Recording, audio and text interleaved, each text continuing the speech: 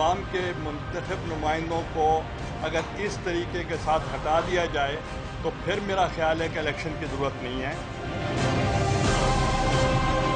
फिर इनको खुद ही सारा कुछ चलाना चाहिए और फिर सिस्टम को पैकअप कर देना चाहिए।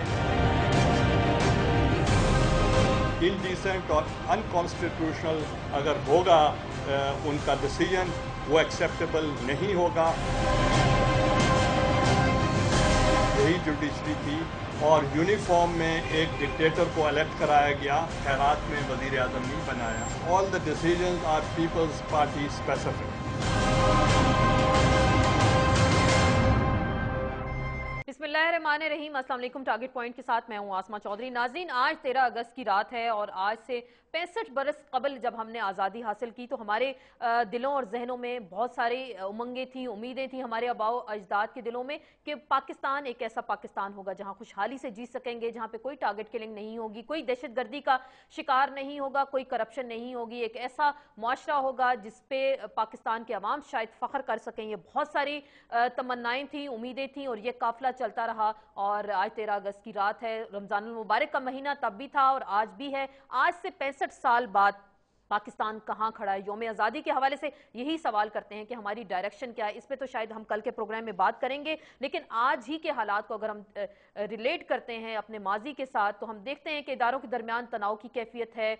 पाकिस्तान की ज़मीनी हालात बहुत ज़्यादा ख़राब हो चुके हैं और आज जब हम अपनी कामयाबियां गिनवाने चलते हैं तो पाकिस्तान को तहरीर स्क्वायर बनाने की बातें करते हैं, हुकूमत और अदलिया की बात करते हैं तो आपस में एक टकराव की पॉलिसी नजर आती है। और इसी पे ही अगर हम जिक्र करें, कल पाकिस्तान के साबिक वज़ीर आज़म गिलानी साहब जो अदलिया की जानिब से बरतरफ किए गए, नाअहल किए गए, एक इफ्तार डिनर पे वो ये कहते हुए दिखाई दिए कि अब ऐसा अदलिया की जानिब से फैसला आया तो शायद मुल्क टूट सकता है, मुल्क को खतरात हो सकते हैं। और ऐसे किसी गैर आईनी फैसले को पाकिस्तान पीपल्स पार्टी नहीं मानेगी और अदलिया ने अगर कोई ऐसा फैसला दिया तो फिर वो अपने ट्रेन मार्च का भी आगाज करेंगे। और पीपल्स पार्टी अगर एक इस वजीर आजम को अब बरतरफ किया गया तो वो शायद इनके खिलाफ खड़ी भी हो जाएगी। सुनते हैं गिलानी साहब क्या कहते हैं। अगर वजीर आजम को निकाला जाएगा तो मैं आज आपको वार्न करना चाहता हूँ कि ये मुल्क टूटने के मुतरादिफ होगा। हम मुज़ाहमत करेंगे और उसकी जिम्मेवारी purely would be of the judiciary. अगर आप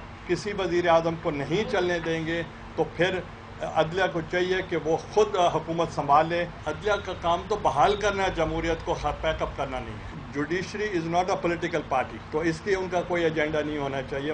नीची वाली जो जगह होती पानी वहीं खड़ा होता है।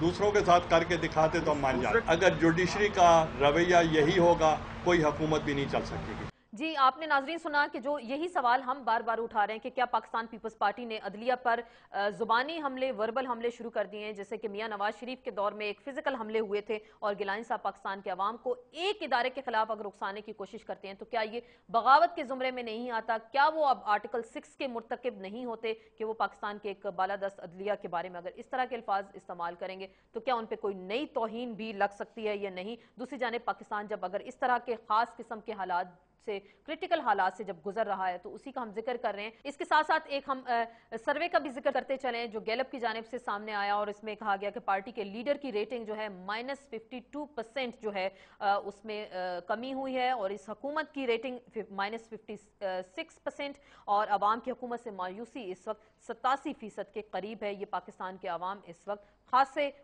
उकताए हुए दिखाई देते हैं, ये सर्वे में कहा गया है। दूसरा एक अहम जलसा इस वक्त रावलपिंडी में होने जा रहा है जहां इनकलाब का सुनामी लियाकत बाग के साहिल से टकराएगा और वहां से तहरीर स्क्वायर लगता कुछ ऐसे ही है कि बर्पा होगा और एक नए तहरीर स्क्वायर की बुनियाद रखी जा रही है। ये शेख रशीद साहब कह रहे हैं और इमरान खान उनको उनके जलसे में आज ज्वाइन करेंगे। तो क्या ये दोनों पाकिस्तान में तब्दीली ला सकते हैं या नहीं? लेकिन लियाकत बाग के हवाले से हम बात करते चलें। ये लीडरान के लिए मक्तल का साबित हुआ, क्या हमारे लिए कोई सबक है इसमें या नहीं? और पाकिस्तान की सियासत में कौन सी तब्दीलियां मजीद आ रही हैं और आज जहां हम खड़े हैं क्या अपनी नई नस्ल से शर्मिंदा हैं या नहीं? इस पे बात होगी एक मुख्तसर से ब्रेक के बाद।